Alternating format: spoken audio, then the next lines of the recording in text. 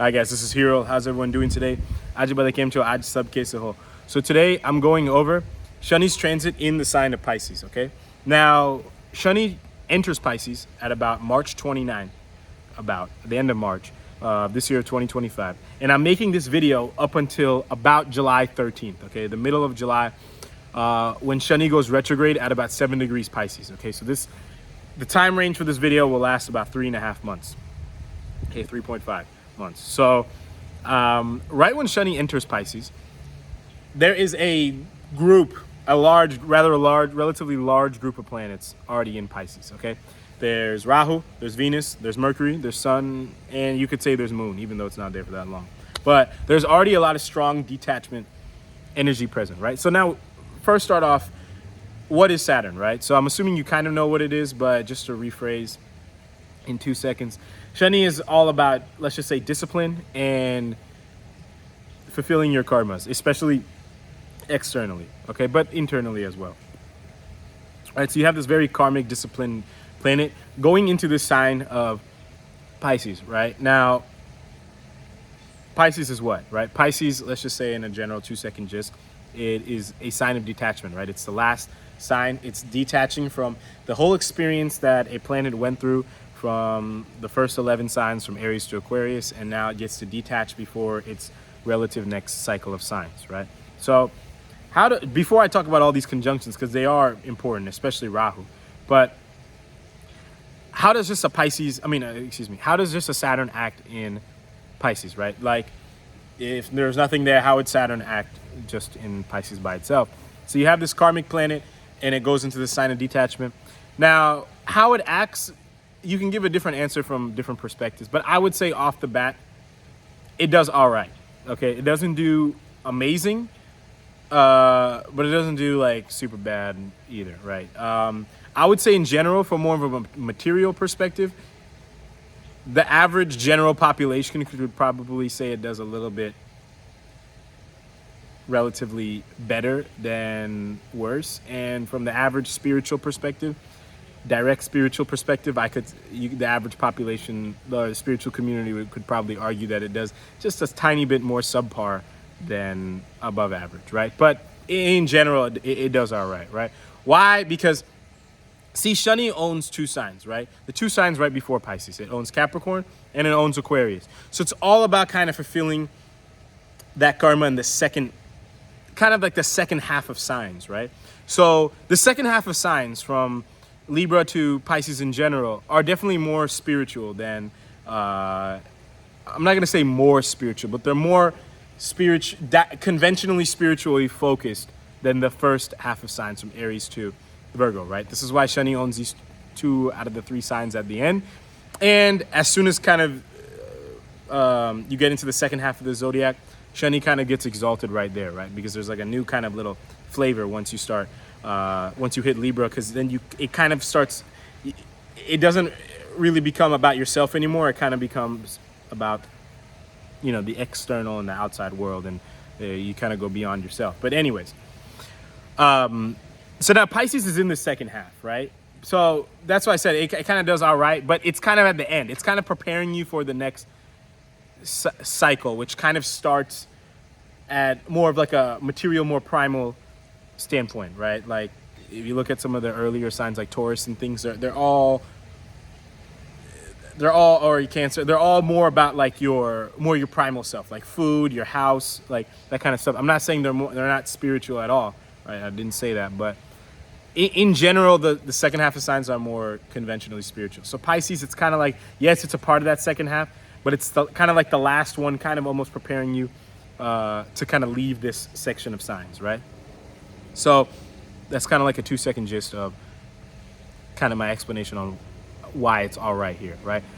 So to keep going forward on how kind of specifically Saturn behaves in Pisces, okay, so I'm going to focus this video on the section of the sign that it's actually in, right? So Shani is actually only in this transit, only for the first 7 degrees here, right? It is only in Purva Bhadrapada and like the last Pada and Uttara Bhadrapada, right? Which is the first, it was only in the first pada of that nakshatra also, right? So it's in the first 2 padas of Pisces, right? Now, in general, Purva Bhadrapada is owned by Jupiter, and Uttara Bhadrapada is owned by Saturn. I just came back from the gym. I'm like a little dehydrated, so my tongue is getting tired from saying these long words. But you could say at a general gist, Purva Bhadrapada, it's kind of preparing you from the things that you should detach from, right? It's like, that's why it's owned by Jupiter. It's like, you know what, we should kind of detach from this, right? It's at the end of Aquarius, beginning of Pisces. It's like, it's kind of getting your mind in the right gears, like, you know, let's start phasing out of this, you know, this air sign that we're in, right? Versus Uttara Bhadrapada, it's ruled by Saturn, right? This nakshatra, it's like the things that you need to detach from. Now it's like, hey, you had your chance.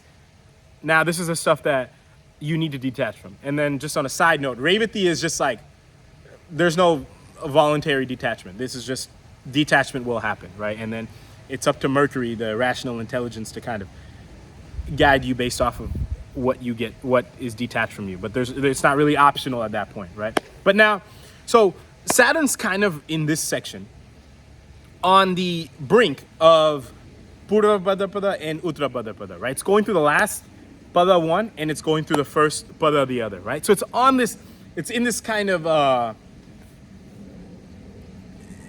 space, this transitioning space. Even though it just entered a new sign, it's on this transitioning space of entering one nakshatra to the other that are both very important, right? Because Jupiter and Saturn are probably, you could argue that they're the 2 most spiritual planets in the whole thing, right?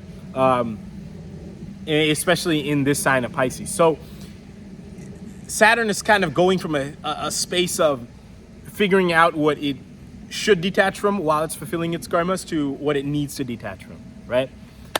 Now, in general though, Saturn in Pisces, it basically helps you detach from your karmas, right? But it's up to you to look at where it's at and everything to determine how it's going to do it. So in this space, it's going from how it should detach to how it needs to detach, right? Now, I said there was all those conjunctions at the beginning.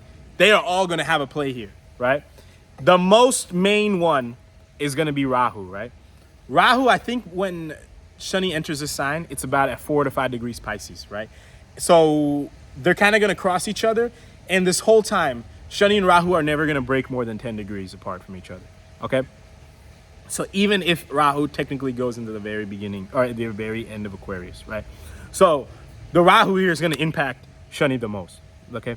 Now, how is it going to impact it? Well, I just said Shani is kind of going from what you should detach from to what you need to detach from. So Rahu is what? The planet of illusions and all this kind of stuff. So how could it play out to this, for this Shani, right? Let's just say I'm a Shani, right? I'm like a servant, okay? And I'm deciding what I should detach from and what I need to detach from, right? If I'm Rahu, how could this trick me? How could this, guide me on the wrong path? Well, first of all, it could make you think that things that you need to start detaching from, you don't actually really need to detach from them. They're like recommendations. You don't actually need to detach from them, okay? It's very important to detach, right? Because Shani already did its karmas in Aquarius, right? So now it's very important to actually detach and then kind of have like a fresh start, right? And I'm going to make a video on fresh start very soon. But sometimes a fresh start is really important, right? Because no matter how good or bad you do, the actions you take in your life, especially if you think you're doing good things, you need to detach, right? You need to allow your ego to have some space to detach from certain routines and people and illusions and attachments that you may have built up, right? This is a very necessary thing. Now, Rahu could convince the Shani here to not do that, to just say, hey, you know what? These are recommendations, but because of X, Y, and Z reasons, we don't actually need to do this, okay? This is just one way. Another way you could say is the exact opposite. Things that you don't necessarily need to detach from, but that they kind of could cross your mind to detach from, especially with all the other planets here, which I will kind of go through in a second. Rahu's kind of going to convince you like, hey, it could make you feel like you need to detach them, even if you don't actually need to detach from them, especially because they're actually going to cross over, I think, technically in Purva Bhadrapada Nakshatra, right? So it could make you think here, the things that you should detach from, but that you don't necessarily need to, Rahu could kind of convince you, or even things that you just cross your mind that you might have to detach from, or that maybe it might be a good idea to detach from. Rahu kind of make you feel like, hey, you need a detachment, right? Now, this illusionary sense of Rahu will get weaker and weaker as the transit goes on, because they get farther and farther apart, right? But you could say in general, like the first half of this transit, you'll feel it more in the second half, right? Now, another thing. So for roughly the first half, Mercury and Venus are also present with this Shani, right? The Venus is here longer than the Mercury. So it's a little interesting because Mercury and Venus are both Shani's friends, but Mercury obviously gets debilitated here, and Shani obviously gets exalted. Now, nothing here, is canceling out or any of this nonsense, right? Both of them add their effect, right? If I'm trying to make a dish and I add something really spicy and I add something really sweet, they don't just cancel each other out. You're going to taste both of them, right? Now, you might be asking the question, well, what's good and what's bad? It depends on what you're trying to make, right? So this is kind of where you also need to do a little bit of reflection and look at your dashas and things like that. But in general, okay, so I already covered Mercury and Venus in other videos, but just in general, Mercury, it gets debilitated in Pisces because your kind of rational intelligence is a little bit lost. And Venus gets exalted in Pisces because you are lost, so you're able to enjoy, right? So in general, let's just sum up these two in one bundle here, even though that's not kind of correct, but just for the video's sake. You could feel like your thought process is like way more lost than usual, but your enjoyment is way more higher than usual, right? So you're gonna get both. Now you have this Shani who's trying to detach, right? And you have this Rahu who's kind of tricking it. So how this Mercury and Venus could play out is your Venus might not be there to keep you grounded. So when it comes to overwhelming your Mercury is not, or your rational intelligence is not there to keep you grounded. So if Rahu's trying to trick you, you could become a little bit emotionally more overwhelmed and become getting tricked easier to say, hey, I don't need to, or I need to detach from certain things, right? This is where, you need to know how to handle some of your emotional swings a little bit more, okay? This is actually gonna be a great practice for that. How to handle your emotional swings, okay? This is like the sign for that, okay? I mean, this is like the transit for that, okay? And now in general, Venus, it's gonna help you kind of loosen up and relax in terms of enjoyment, right? So here you could say the opposite, right? Your rational intelligence is also, hope you guys can't hear the truck that loud, but your rational intelligence is a little bit lost. Your Shani, this karmic planet, is not really, it's focused on detachment, not really doing something for one of the few times. So you could feel a tendency to want to enjoy more, especially with this Rahu there. Now, this is where you need to be a little bit careful, because as you enjoy more, yes, you're able to enjoy better or more properly because you're a little bit more loose, but don't get attached to the things that you're getting enjoyed to, because then this is where Rahu can kind of take over, especially as it's transitioning back into Aquarius, right? But still kind of affecting the Shani. And also with the fact that Jupiter is kind of between Taurus and Gemini, this whole transit, it's also a little bit more than usual, kind of in a more materially, and Jupiter, I mean, it's the planet that owns Pisces. It's in a little bit more of a materially focused sign or section, right? It's in Mrigashira and Ardra Nakshatra, basically, I think, right? Or around that range, like the end of Taurus, beginning of Gemini. So it's also going to be a little bit more materialistic. So yes, you could feel a little bit more emotional. Like when it comes to, let's just say Shani, right? So I'm trying to detach from whatever I need to detach from to make my next cycle good again, right? Because sometimes, you know, you need to restart, refresh, and just throw everything away and then, you know, come back so you can be better. But I mean, you're not gonna throw everything away, right? So in regards of, and then Shani's also a very karmic sign. So in terms of the things that you need to let go, just remember that you could not necessarily be thinking the most properly. So you need to really strongly write things down. I'd recommend before making big decisions like doing breakups and this kind of stuff. Try to avoid any extreme enjoyment, like especially stuff that's Rahu related, because like I said, you could be a little bit lost. You could feel a little bit like, I'm not going to say like, what's the point of being here? But you could feel like almost like nothing really matters, right? So let me just do whatever I want, okay? And you'll enjoy it too.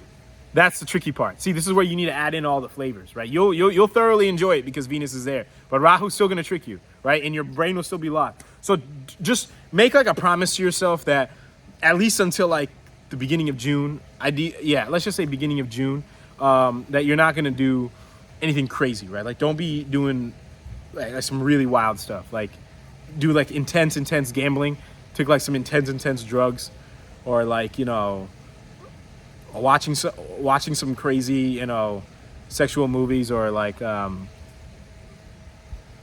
even participating with like, you know, prostitution or something like that. Don't do anything crazy, because this is the time when arguably, I mean, depending on your dashas, that urge could actually be there the highest, because like I said, it's just like nothing matters.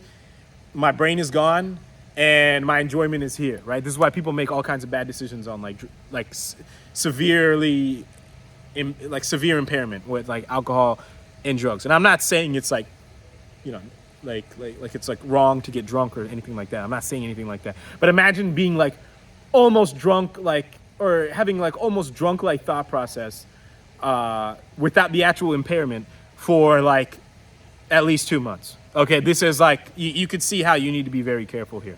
Okay. So yeah, I think that's pretty much it for this video. Okay, I think I covered everything I need to.